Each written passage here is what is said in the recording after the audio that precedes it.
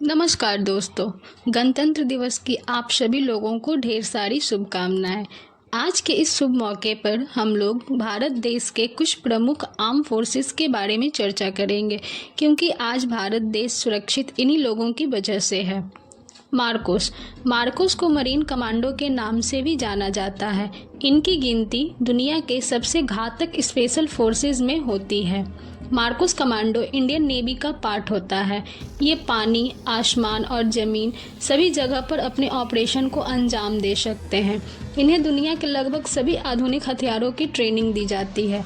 खतरे वाली कंडीशन को संभालने में ये माहिर होते हैं। कारगिल की लड़ाई में इनकी खास भूमिका थी। ये निश्चित समय के अंदर अपने ऑपरेशन को पूरा कर लेते हैं।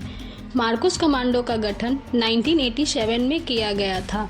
मार्कोस कमांडो का हिस्सा होना काफ़ी टफ है। कहा जाता है कि 1000 सेना के जवानों में कोई एक ही मार्कोस का हिस्सा बन पाता है। इसका आदर्श वाक्य द फ्यू द फियरलेस है। पारा एसएफ कमांडो फोर्स को पैराशूट कमांडो भी कहा जाता है। इसे 1965 में भारत पाकिस्तान युद्ध के समय बनाया गया था।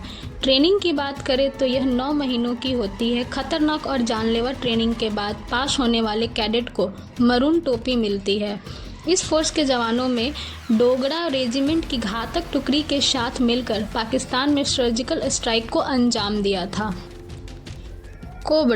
कोबरा का मतलब commando battalion for Resolute action है और यह केंद्रीय रिजर्व पुलिस बल का एक अभिन्न अंग है। कोबरा कमांडो को अक्सर जंगल योद्धा के रूप में जाना जाता है। इस विशिष्ट बल की स्थापना 12 सितंबर 2008 को युद्ध में वीरता की जीत के प्रेरक आदर्श वाक्य के साथ की गई थी। वर्तमान में नक्सलवाद से प्रभावित क्षेत्रों में रणनीतिक रूप से 9 कोबरा बटालियन तैनात हैं। कोबरा कमांडो गृह मंत्रालय के दायरे में काम करते हैं, जो गुरिल्ला और जंगल युद्ध में अपनी असाधारण क्षमताओं का प्रदर्शन करते हैं। कोबरा बटालियनों का प्रशासन सीआरपीएफ के अंतर्गत आता है।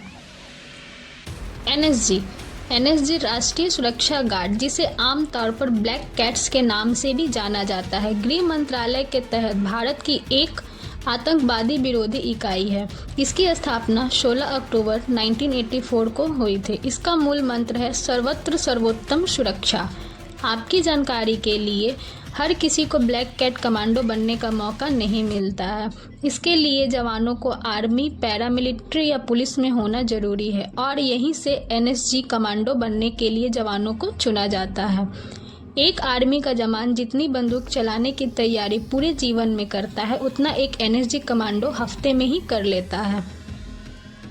एसपीजी देश के प्रधानमंत्री और उनके परिवार की सुरक्षा में तैनात कमांडो एसपीजी से होते हैं।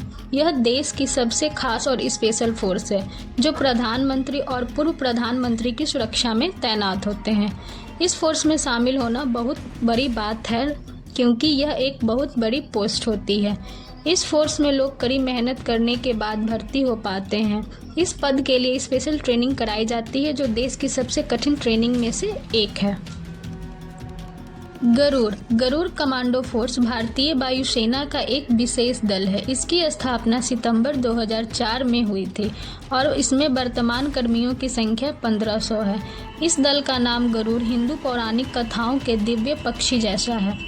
3 साल की ट्रेनिंग के बाद एक गरुड़ कमांडो पूरी तरह ऑपरेशन कमांडो बनता है।